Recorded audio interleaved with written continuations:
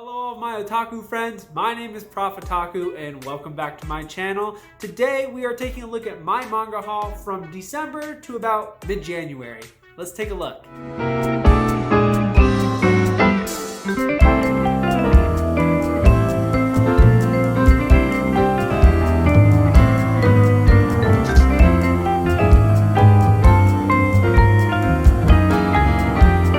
So as you can see, I went a little nuts for December and January with the combination of the right stuff holiday sales and my birthday coming up. I went ahead and splurged. What I am looking to pick up over the next 2-3 months are basically the ongoing series or any upcoming new releases, and basically those will all just come from right stuff. So this is just the big haul before I start relaxing a little bit. Alright, so let's start with the box sets. This is the One Piece box set 3, and this goes from the Thriller Bark to the New World arc, and this is 47 to 70. I am currently on One Piece Volume 11. I just finished the East Blue arc, and I can totally see why it's the GOAT of shonen. It's so well done. I love the characters. The storyline is just great with pirates, and the depth of each story just really blows me away, and I've really enjoyed reading it so far. So I'm excited to have all 3 of these box sets, and I'm really hoping that they come out with a 4th one. Considering that they've got enough volumes to make a 4th box set, I would be interested to see if Viz goes ahead and makes a new one. So we'll see what they do, but this is box set number 3. I also was able to pick up the Tokyo Ghoul Re box set. This is 1 to 16 complete. This is awesome because I was able to pick it up off of Amazon for a really good price from a third-party seller. You can probably find this on a good day from Amazon probably around 105, 110 bucks. So if you are on the lookout for this, definitely take a look at Amazon. It definitely beats paying that $140, $150 price tag for this.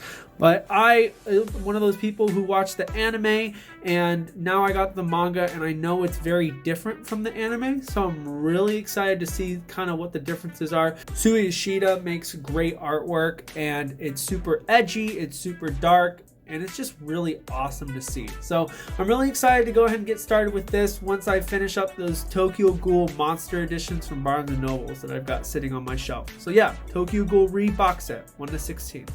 So the next thing I got, this is from Right Stuff. This is the Violet Evergarden limited edition collector's box set. This I was able to pick up. I did not pre-order this. I was able to snag an overstock copy from Right Stuff, and I'm really glad I did. I have a review on this on my channel. I'll leave the video in the description below, but this is one of my favorite anime series of all time, and this is an absolutely beautiful box set. So please check out that video. It goes a little bit more into depth about the box set and the series in general. So next up is the Haikyuu art book. This is a release from Japan. And so they finished Haikyuu in July, and then they released this art book in December. It's just amazing.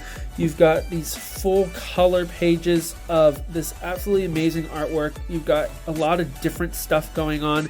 There's some old stuff from some of the older volumes, and you've got some of the newer stuff too from the new arc. So it's just a fantastic art book. Hopefully they have an English release of this or a stateside release. Otherwise, you're just going to have to import this from Japan. I really couldn't wait, so I wanted to just go ahead and get this imported. But I'm really happy that I did.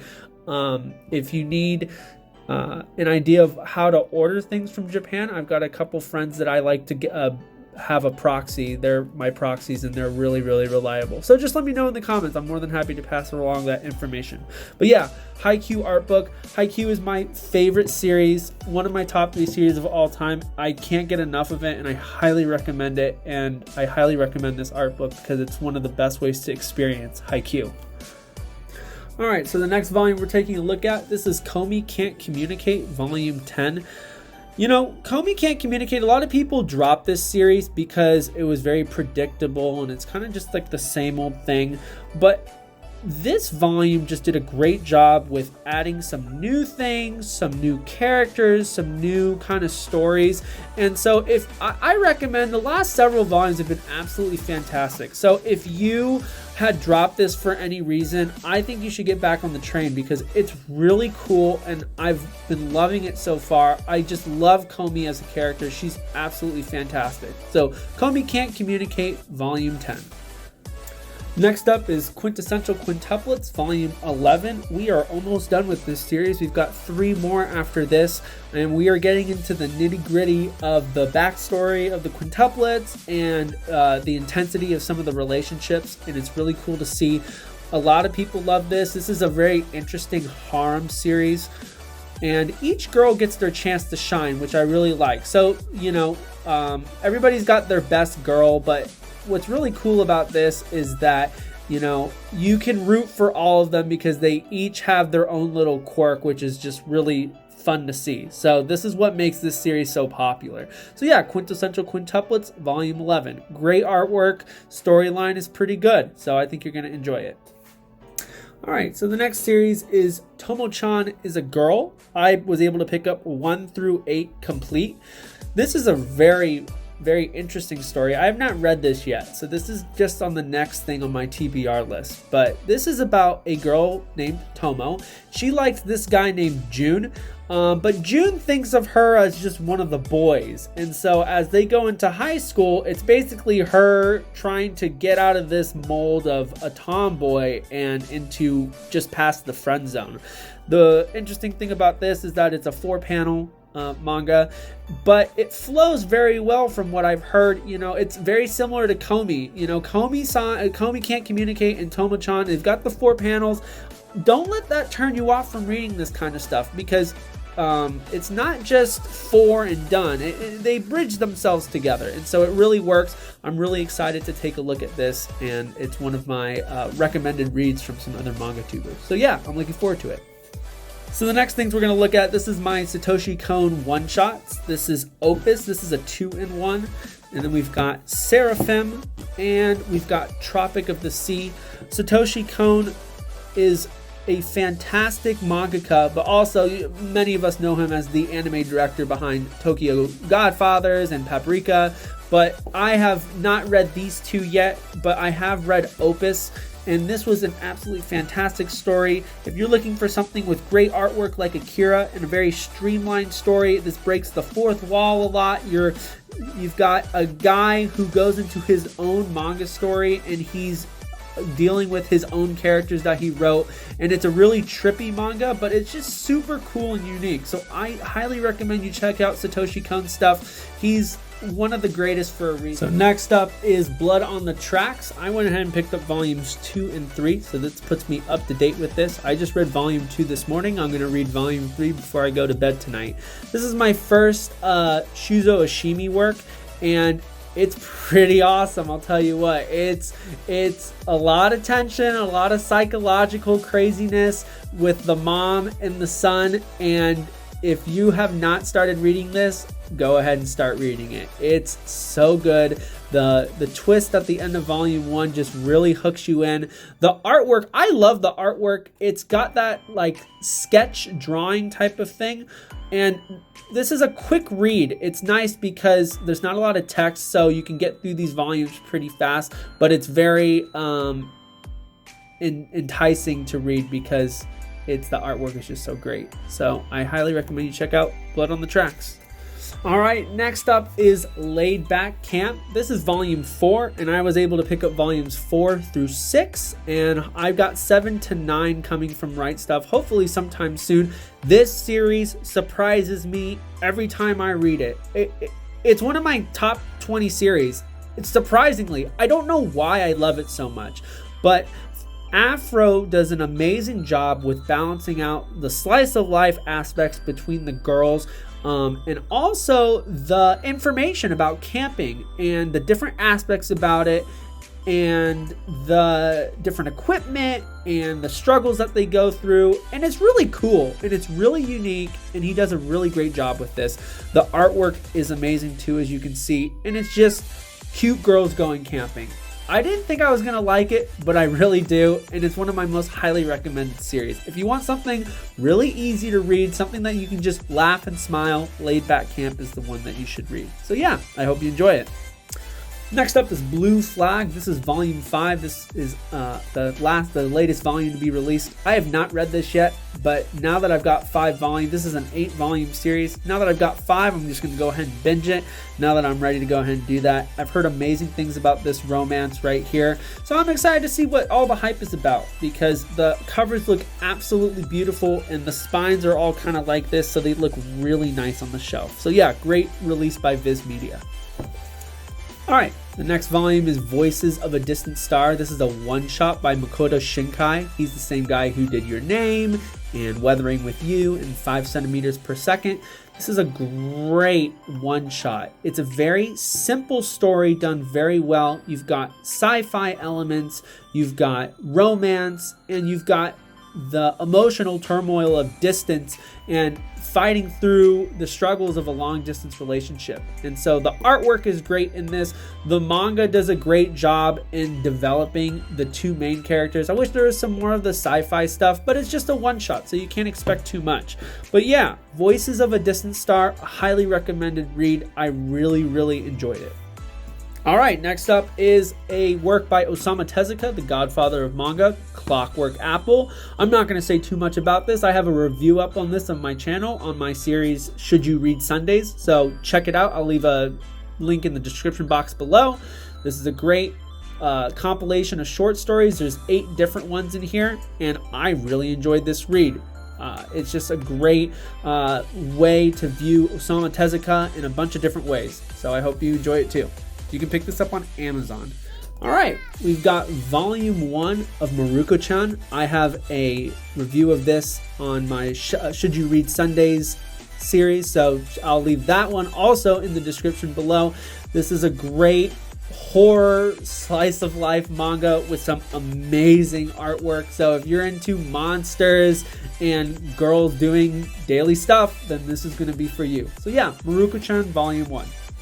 Next up is volumes 1 to 10 of JoJo's Stardust Crusaders.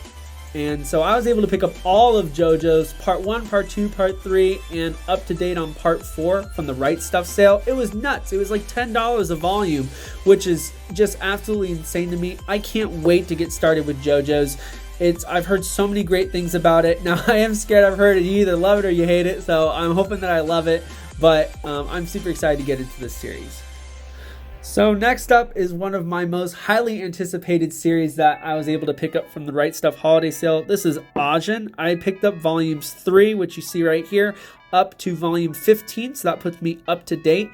And so this is a fantastic series. You've got these demi-humans who are these new creatures that are part of society, and you've got the main character who is fighting his own battles. I'm not going to say what those battles are, but you've got a great set of characters, you've got a great antagonist, you've got a strong protagonist, and you've got a very strong storyline with a lot of seinen drama coolness. So Ajin, if you're not reading this right now, you should, because I really think you're going to enjoy it. These are from Vertical, and as you can see, they're quite small. They're about similar to the Laid Back Camp kind of singles, maybe a little bit smaller than that. So, but nonetheless, this is a great story, and it's very popular for a reason. So check it out. All right, so next up is the Satsuki Yoshino works. I was able to pick up Yoshino Zakura. This is volume 2. This is of a 3-volume series. This puts me up to date. I read this in December, volumes 1 and 2, and I absolutely loved it so much. Yoshino comes through with some amazing artwork and some great comedy, slice of life. This is about a mangaka who is, he's about 10 years into the business. He's written some things, but nothing too big. He got canceled on a couple of series. And this is about him trying something new and starting to make it big. So yeah, I absolutely love this so much that I ended up picking up his Yoshino's other 2 released works in English, Honda-kun and Barak Obama.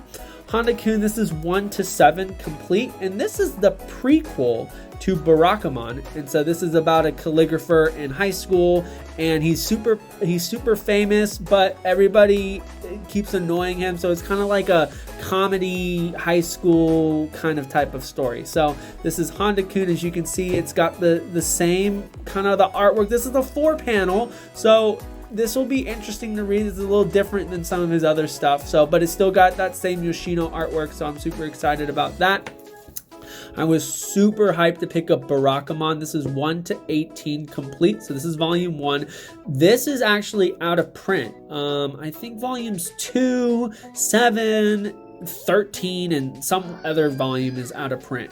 Right Stuff says it's no longer available and you can't pick these up on Amazon or anything. But this is where Yoshino got all of his popularity from, is Barakamon. So I'm super excited to get into this. I've heard great things about the girl especially, but just all the characters. Yoshino does a great job with building a great world and having some great supporting characters to just really immerse you into just the whole cast of characters. So yeah, Barakamon, Honda-kun, and Yoshino Zakura. I love all. I just can't wait to get into his stuff. If these two are anything like this, Yoshino Zakura, I think he's going to be one of my favorite mangaka of all time. So yeah, super excited to get into these. All right, the next thing up is a graphic novel. This is Saga by Brian K. Vaughan. I'm just getting on the hype train. I got volume 1. I wanted to see what this was about. This is actually the library binding, what you would see in libraries and stuff. So if I pick up anything else, I'm just gonna pick up the paperbacks, singles. But yeah, this is a 9-volume series. I'm just excited to see what this is all about. Apparently, it's just one of the best graphic novels of all time. So I'm definitely down to get into some American graphic novel stuff. I'm not gonna constrict myself to manga and light novels. So yeah, Saga volume 1. So I was able to pick this up on the Right Stuff holiday sale. This is Land of the Illustrious by Haruko Ichikawa. I've heard really amazing things about this. It's super highly rated on my anime list, and it's basically about these girls right here. They're called the Lustrous, and they are basically, their way of life is threatened by an outside group of people called the Lunarians, who want to turn these girls are all gems, and the Lunarians want to turn them into decorations. And so it's basically a very deep story about the battle against the Lunarians. And so I just think it's super interesting. I can't wait to get into it. The artwork, as you can see, it's very linear kind of artwork, especially with like some of the faces and stuff like that. So it's very simple, but it's very clean, and I really like that about that kind of style of artwork. So 1 to 10, I got all 10 that's out of on release right now, so that puts me up to date, and I'm excited to get into this one. All right, just a few more things left here. We've got Golden Conway volume 19, so this puts me up to date with Golden Conway. This series continues to impress me with the story and the perfect blend of seinen. You've got your comedy, you've got your food, you've got your strong emotional relationships, you've got amazing history about Imperial Japan. It's just so deep, so cool. This finishes the arc that we're currently in, the Karafuko arc. I can't exactly remember where they are right now, but this was an amazing read, a great end to the arc. Got some absolutely incredible artwork. It's one of the most detailed and picturesque artwork that you're gonna find in manga. Let's see if I can find some you've got the detail in the backgrounds and the nature scenes just absolutely blow me away. So I highly recommend you get into this. I know a lot of people were disappointed this wasn't in the Right Stuff sale. I was honestly really shocked. So hopefully this can go on sale. These volumes are pretty expensive, but if you can get your hands on this, I highly recommend you get into this, because it's one of my favorite series that I read in 2020. All right, just a couple more things here. This is the anime that I picked up from the Right Stuff holiday sale. This This is Makwa, When the Flowers Bloom. This is the movie. This is the collector's edition. It's a Right Stuff exclusive, When the Promised Flowers Bloom, excuse me. So this is the collector's edition, and it comes with the Blu-ray and DVD right here. And then you've got a little like scripted like side story. And so this is really interesting. No pictures or anything like that. It just basically writes itself like a screenplay, like a screen like type of theater type of stuff. So this is going to be very fun to read. And the art book right here, and so this goes into the lore and the characters and some of the storyboards for the movie itself. I was able to watch the movie, and it's one of my top 10 anime that I've watched of all time. Such a deep story, absolutely beautiful animation. It really tugs at your heartstrings. It's basically about this girl right here, and these people, their way of life basically is destroyed, and she connects with this guy who is a baby when she meets him, and it's basically their relationship through their lives. The thing about these people is that they do not age, or they do age, but very, very slowly. So she starts to take care of him as a baby, and it's their relationship as he gets older and she doesn't grow up at all. And so it's a really interesting dynamic, a lot of political tension between the two different countries that are represented in this movie, and I just absolutely love it. So Makwa, When the Promised Flowers Bloom, heart-wrenching story. I highly recommend you check it out.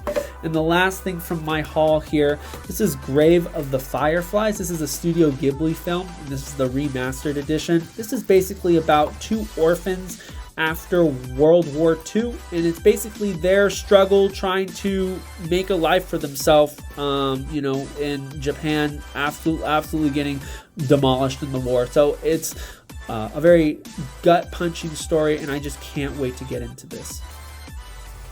So if you made it to this point in the video, I appreciate you taking the time to watch my video. I've loved the stuff that I've read so far from this haul, and I'm excited to read the rest of it in the upcoming weeks and months. So with that being said, if you like the content of this video, please hit that like button, hit that subscribe button, and tap that notification bell so that you know when more videos of mine come out. With that being said, my name is Prof Otaku, and I will see you in the next video. Take care now. Bye-bye.